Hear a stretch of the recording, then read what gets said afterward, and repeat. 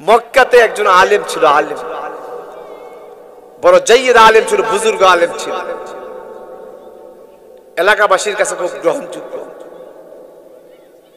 রসুলের সুন্নত তরিকা ছাড়া যে মুক্তির কোনো রাস্তা নাই, আল্লাহ পাক এই পৃথিবীতে মাঝে মাঝে নজির পেশ করে মানুষের হেদায়েত এবং মুক্তির জন্য। তো রসুলের সুন্নত তরিকা ছাড়া মুক্তির কোনো রাস্তা নাই। মুক্তির একমাত্র পথ হলো রসুলের আদর্শ, ঠিক কিনা? তো মক্কাতে আলেম ছিলেন, বড় আলেম, সকলের কাছে গ্রহণযোগ্য ব্যক্তি ছিল। হঠাৎ একদিন এই আলেম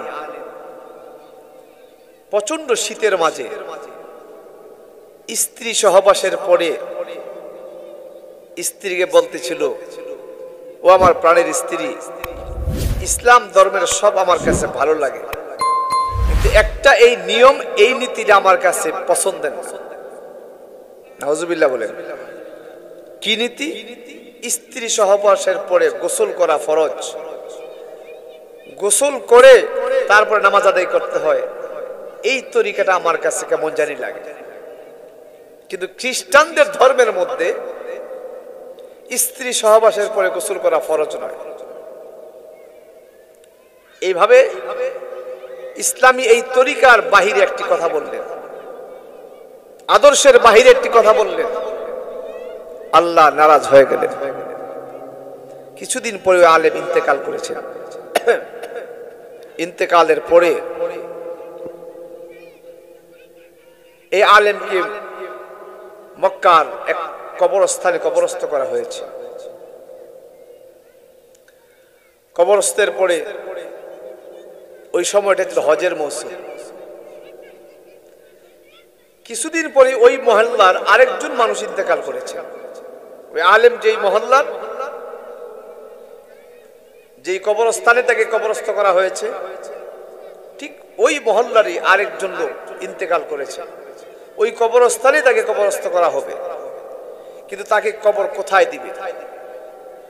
আমাদের দেশে একটা রেওয়াজ আছে, কোন বুজুর্গ আল্লাহওয়ালা ব্যক্তি তাকে যেখানে কবরস্থ করা হয় তার পাশেই অনেক সময় দেখা যায় মানুষ, কেউ ইন্তেকালের পরে তাকে সেখানে কবর দিতে চায়, ঠিক কিনা? ঠিক ওই লোকটাকেও মক্কার ওই কবরস্থানে যেখানে ওই আলেমকে কবর দিয়েছে, ওই কবরের পাশেই তাকে কবর দিতে চাইলেন, কবর দিতে চাইলেন। তো লোকেরা যখন কবর খনন করতে গেলেন কবরস্থানে, কবর খনন করতে যেয়া ওই আলেমের পাশে কবর খনন করতেছিলেন। হঠাৎ করে আলেমের কবরের একটা সাইড ভেঙে, মাটি ভেঙে পড়ে গেছে। নতুন কবর, মাত্র 2-1 দিন হয় কবর দিল। তো কবর খনন করতে যে ওই আলেমের কবরে একটা সাইড মাটি ভেঙে পড়ে গেছে। হঠাৎ দেখে ওই আলেমের কবরে, আলেমের কবরস্থানে, আলেমের কবরে আলেমের লাশ নাই, একজন সুন্দর সুদর্শনা মেয়ের লাশ। তো যারা কবর খনন করতে গেলেন তারা চিন্তা করতে লাগলেন, 2-3 দিন হয় আলেমের কবর খনন করলাম, এখানে আলেমকে কবর দিলাম, কিন্তু এই আলেমের কবর পাশে কবর খনন করতে যেয়া যখন মাটি ভেঙে পড়ে গেল, কিন্তু ওই কবরে আলেমের লাশ নাই, আর আলেমের কবরের মধ্যে এই সুন্দরী সুদর্শনা মেয়ের লাশ কোথা থেকে আসে? যা পুরা অঞ্চল খবর হয়ে গেছে। 1 কান 2 কান করতে করতে পুরা অঞ্চল ছড়িয়ে গেছে। হাজার হাজার লোক দেখার জন্য ভিড় জমাইছে। এখন সকলের চিন্তা, ব্যাপার কি? এই কবর তো আলেমের কবর, লাশ থাকার কথা আলেমের, কিন্তু এখন এই কবরে আলেমের লাশ নাই, আলেমের লাশ গেল কোথায়? যখন পুরো অঞ্চল হইচই পড়ে গেল, তখন ছিল হজের মৌসুম। তো অনেকেই বাইতুল্লাহ যখন খবর পাইলেন, অনেক হাজিরা সেখানে দেখতে গেলেন, কৌতূহল বশত দেখতে গেলেন। তো ফ্রান্সের একজন হাজি ছিল, সে ছিল শিক্ষক। এই হাজিও ফ্রান্স থেকে হজ করতে আসছে। এই সংবাদ পেয়ে মক্কার ওই কবরস্থানে গেছে, আরবের ওই কবরস্থানে গেছে হাজী। তো মানুষের ভিড়ে যখন তিনি উপস্থিত এই দৃশ্য দেখার জন্য, হঠাৎ কবরের দিকে তাকায়া যখন দেখতে পাইলেন একজন নারীর লাশ, সুন্দর সুদর্শন একজন মেয়ের লাশ, তখন এই হাজী শিক্ষক, ফ্রান্সের এই হাজী আশ্চর্য হয়ে গেলেন। তখন বললেন উপস্থিত জনতাকে, এই মেয়েটাকে আমি চিনি। আপনি চিনেন? কাহা চিনি। ওই হাজী বলতেছিল, আমার প্রশ্ন হলো, মেয়েকে তো আমি চিনি, তবে আমার কথা হলো, এই মেয়ের বাড়ি তো শুধু ফ্রান্সে, আমার বাড়িও ফ্রান্সে, তো ফ্রান্সের কবরস্থান থেকে এই মেয়ের লাশ এখানে কিভাবে আসলো? তো ওই উপস্থিত জনতা হাজীকে জিজ্ঞেস করলেন, কি বলেন আপনি? হ্যাঁ, আমি মেয়েটাকে চিনি, এই মেয়েটার ওস্তাদ শিক্ষক ছিলাম আমি। এই মেয়েটা একজন খ্রিস্টান পরিবারের কন্যা সন্তান ছিল, তার বাবা মা খ্রিস্টান, এই মেয়েটাও একসময় খ্রিস্টান ছিল। তো মেয়েটা আমার কাছে পড়তেন, আমি তাকে পড়াশোনা করাইতাম, তার শিক্ষক ছিলাম আমি। কিন্তু মেয়েটা যদিও খ্রিস্টান ফ্যামিলির, মেয়েটা যদিও একসময় খ্রিস্টান ছিল, কিন্তু এই মেয়েটা সবসময় ইসলামী বই পড়তো, আমার নবী মুহাম্মদ সাল্লাল্লাহু আলাইহি ওয়াসাল্লামের জীবনী পড়তো। সুবহানাল্লাহ বলেন। এক সময় আমার নবীজির জীবনী পড়ে পড়ে পড়ে পড়ে ইসলামের সৌন্দর্যতা দেখে দেখে, ইসলামের আদর্শ দেখে, আমার নবীর আদর্শ দেখে এই মেয়েটা এক সময় আমার নবীর প্রতি প্রেম ভালোবাসা তৈরি হয়ে গিয়েছিল, ইসলামের প্রতি প্রেম ভালোবাসা তৈরি হয়ে গিয়েছে। এক সময় মেয়েটা ইসলাম গ্রহণ করে মুসলমান হয়ে গিয়েছে। সুবহানাল্লাহ। কিন্তু সে যে ইসলাম গ্রহণ করেছে কেউ জানতো না, শুধু একমাত্র আমি জানতাম, কারণ আমি মুসলমান ছিলাম। তার বাবা মা খ্রিস্টান ছিল, আত্মীয় স্বজন খ্রিস্টান ছিল, পুরো অঞ্চলের লোক খ্রিস্টান ছিল, সেই মেয়েটাও একসময় খ্রিস্টান ছিল। কিন্তু সে যে ইসলাম গ্রহণ করেছে গোপনীয়তা রক্ষা করে, প্রকাশ করে না, এই কারণে, কারণ তার পিতামাতা আত্মীয় স্বজন যদি জানতো তাহলে তার উপর নির্যাতন চালাইতো। এই মনে করে সে গোপনীয়তা রক্ষা করে ইসলাম গ্রহণ করেছে। আর সুযোগে সুযোগে গোপনীয়তা রক্ষা করে আমি তাকে ইসলাম শিক্ষা দিতাম, আমার কাছে সে ধর্ম সম্পর্কে জিজ্ঞেস করতো, আমি তাকে শিখাইতাম। আর এক সময় গোপনীয়তা রক্ষা করে সে ইবাদত বন্দী করত। হঠাৎ করে মেয়েটা অসুস্থ হয়ে এক সময় একদিন ইন্তেকাল করেছে, যৌবন বয়স ইন্তেকাল করেছে।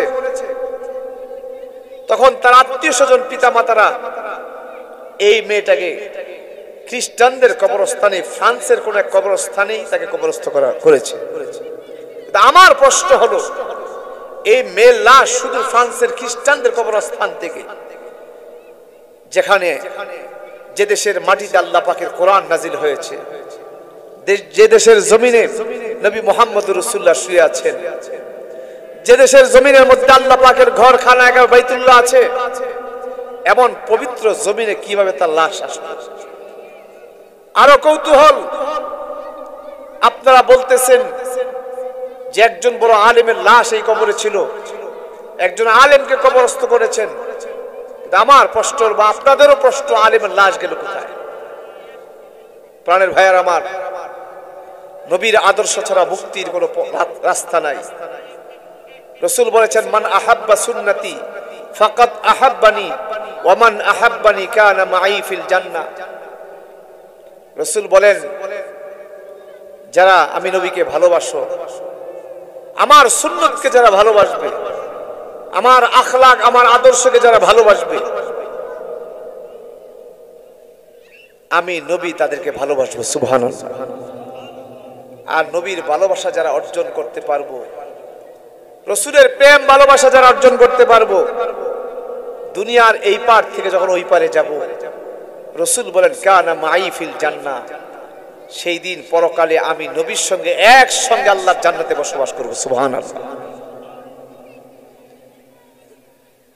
ওই আলেম রাসূলের এই আদর্শের বাহিরে ইসলামের বাহিরে কথা বলেছিলেন, আমার আসমানের মালিক সেই কথাটা পছন্দ করেন না। ইসলামের এই আদর্শ তার ভালো লাগে না, আল্লাহ নারাজ হয়ে গেছেন। আরে রাসূলের আখলাকের বাহিরে, আদর্শের বাহিরে, সুন্নতের বাহিরে, ইসলামের এই নীতির বাহিরে যখন কেউ চলে যাবে তো স্বাভাবিক আল্লাহ নারাজ হওয়ারই কথা, ঠিক কিনা?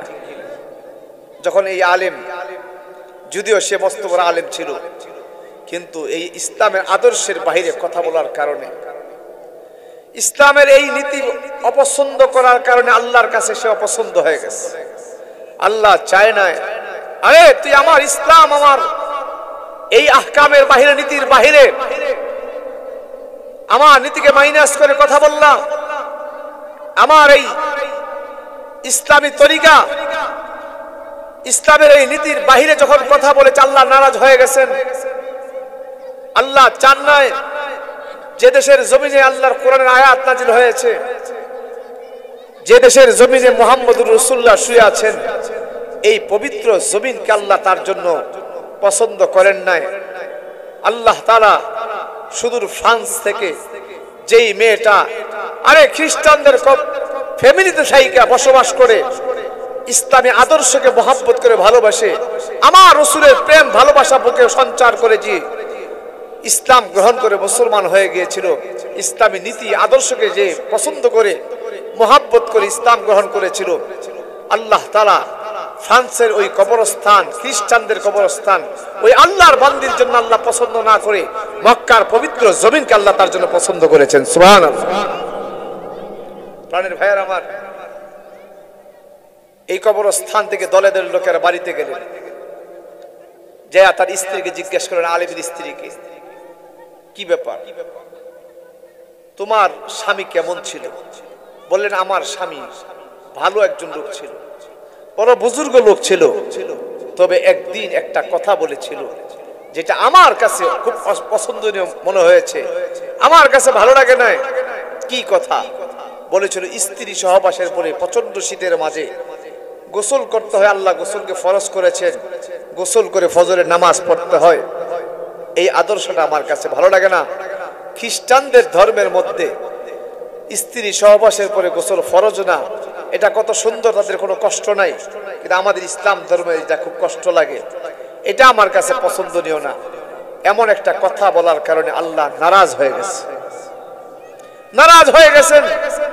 আর ইসলাম সুন্দর ধর্ম, আদর্শের ধর্ম, ইসলাম আল্লাহ পাকের কাছে মনোনীত ধর্ম, আর এই ধর্মের আদর্শ সর্ব উৎকৃষ্ট এবং সর্বশ্রেষ্ঠ আদর্শ, ঠিক কিনা? প্রাণের ভাইয়ার আমার, স্ত্রী বলতেছিল, আমার মনে হয় আমার আল্লাহ নারাজ হয়ে গেছেন, মক্কার পবিত্র জমিন আল্লাহ তাআলা তার জন্য কবুল করে না। ওই হাজী সাহেব যিনি সুদূর ফ্রান্স থেকে হজ করার জন্য মক্কায় আসলেন, ওই শিক্ষক হাজী, তার ভিতরে কৌতূহল, এই মেয়েকে যখন আমি চিনি, মেয়ের আমার ছাত্রী ছিল, ফ্রান্সে তার বাড়ি, ফ্রান্সের কবরস্থানে কবরস্থ করা হয়েছে, তার ভিতরে কৌতূহল যে আমি দেশে যাওয়ার পর আমি সেটাকে পরীক্ষা করি।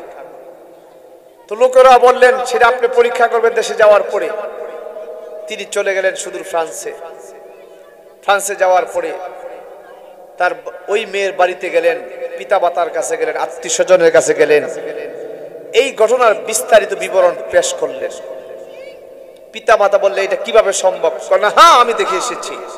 ওই শিক্ষক যদিও মুসলমান, তারা খ্রিস্টান, কিন্তু ওই অঞ্চলের ভিতরে খ্রিস্টানদের এই শিক্ষকের একটা গ্রহণযোগ্যতা ছিল।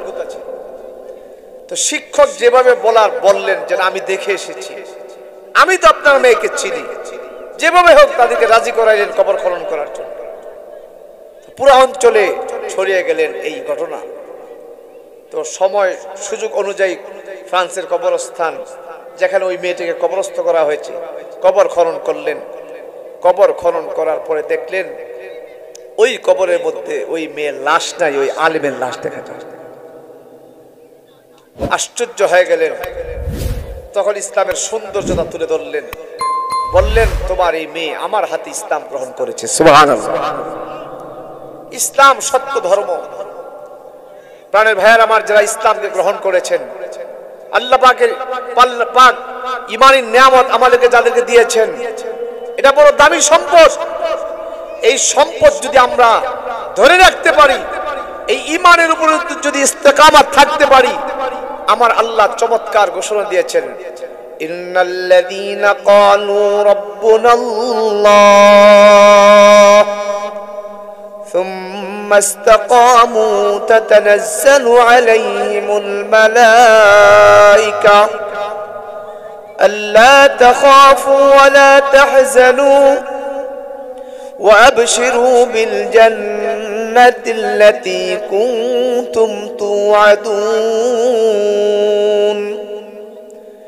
نحن أولياؤكم في الحياة الدنيا وفي الآخرة ولكم فيها ما تشتهي أنفسكم ولكم فيها ما تدعون نزلا من غفور رحيم।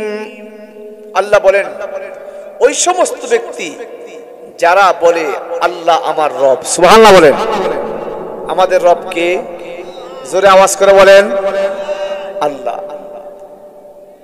ইন্নাল্লাযীনা ক্বালু রাব্বুনাল্লাহ, নিশ্চয় ওই সমস্ত ব্যক্তি যারা বলে আল্লাহ আমার রব, সুম্মা ইসতাকামু, এই কথার উপরে যাদের দৃঢ়তা, ইস্তেকামত, শিশারালা প্রাচীরের ন্যায় দাঁড়িয়ে থাকে যে আল্লাহ ছাড়া কোনো মাবুদ নাই, দুনিয়াতে একমাত্র গোলামি হবে কার?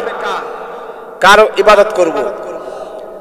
তো যারা এই কথার প্রতি বিশ্বাস, ইস্তেকামত, যে নিশ্চয়ই আল্লাহ আমার রব, এই কথার প্রতি যাদের দৃঢ়তা, তো আল্লাহ তাআলা বলেন, সুম্মা ইসতাকামু তাতানাজ্জালু আলাইহিমুল মালায়েকা, আল্লাহ তাআলা আসমান থেকে লাখো লাখো রহমতের ফেরেশতা দুনিয়ায় অবতরণ করেন, সুবহানাল্লাহ।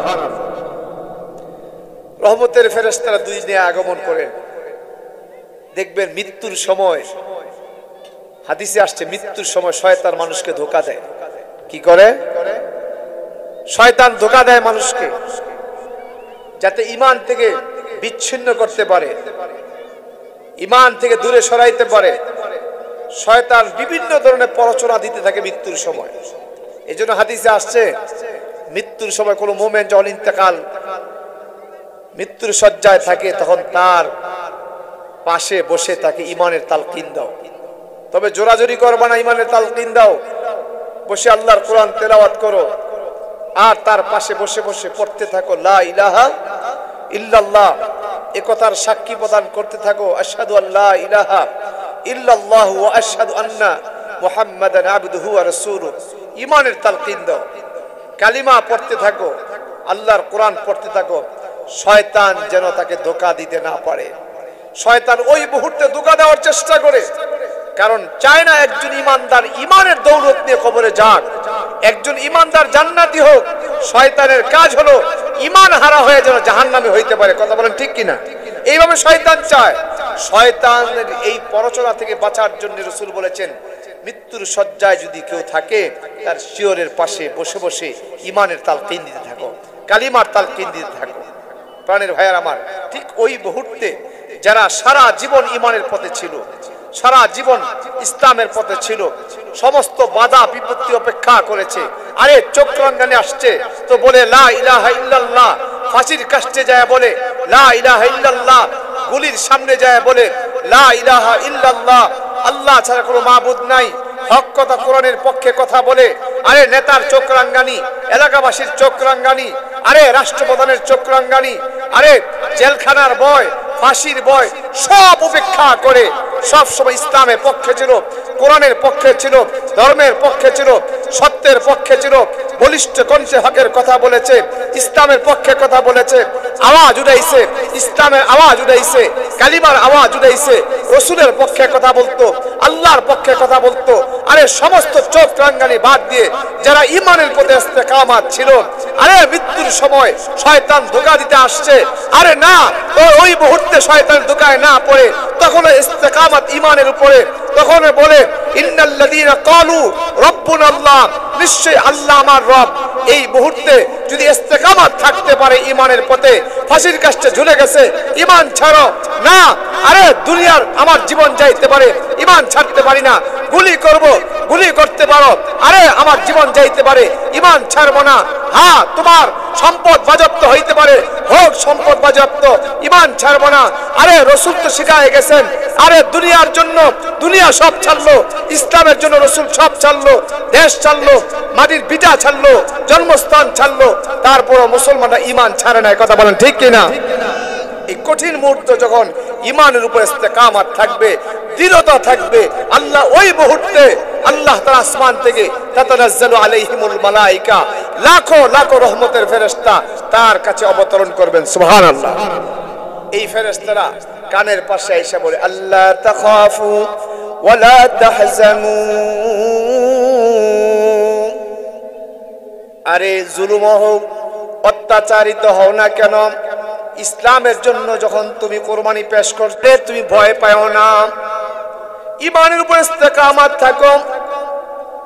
ওই ফেরেশতারা বলতে থাকে, আল্লাহ তাখাফু, ভয় পাও না, ভয় পাও না, ওয়ালা তাহজানু, পেরেশান হয়ে যাও না, ইস্তেকামত থাকো দুনিয়ার ঈমানের উপরে, ঈমানের উপর ইস্তেকামত থাকো, এই কথার উপর দৃঢ়তা থাকো যে আল্লাহ আমার রব, এই কথা বলো, লা ইলাহা ইল্লাল্লাহ,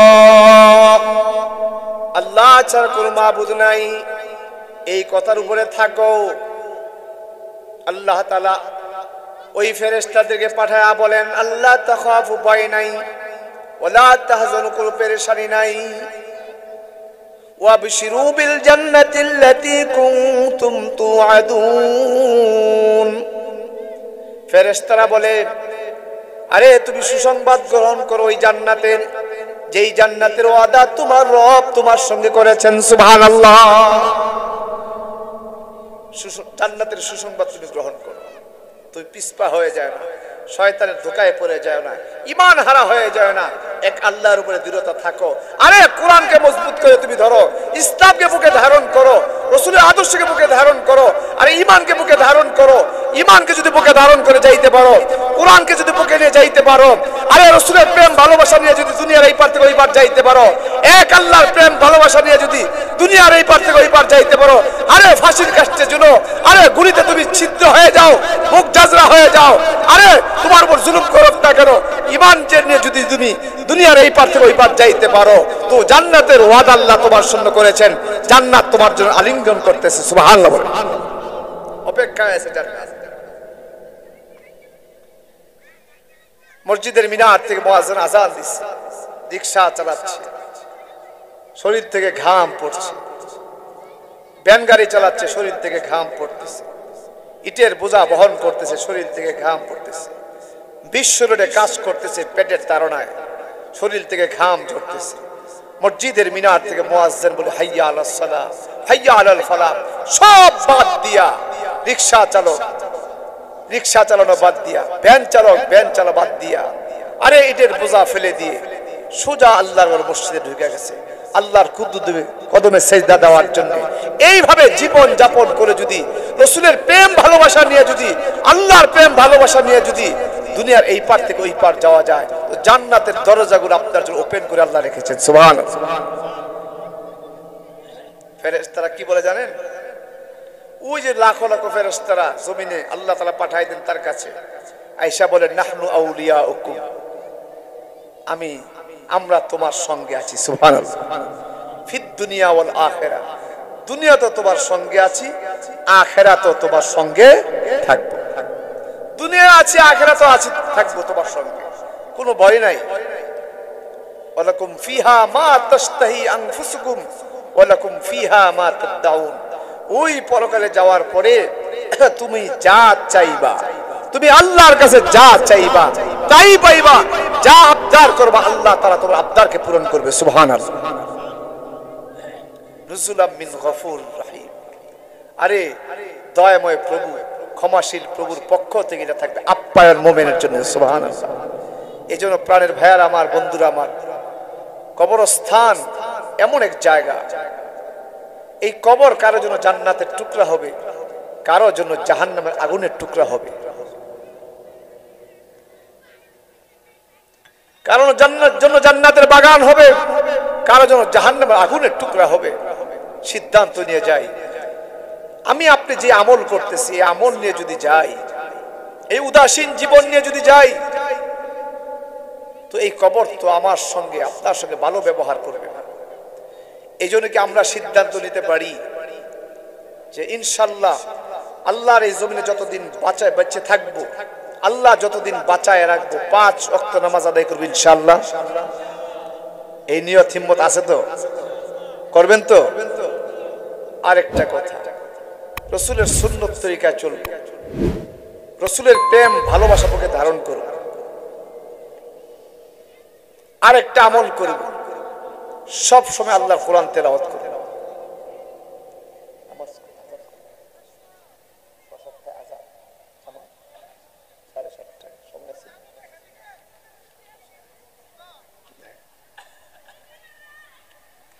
আল্লাহর কোরআন তেলাওয়াত করব।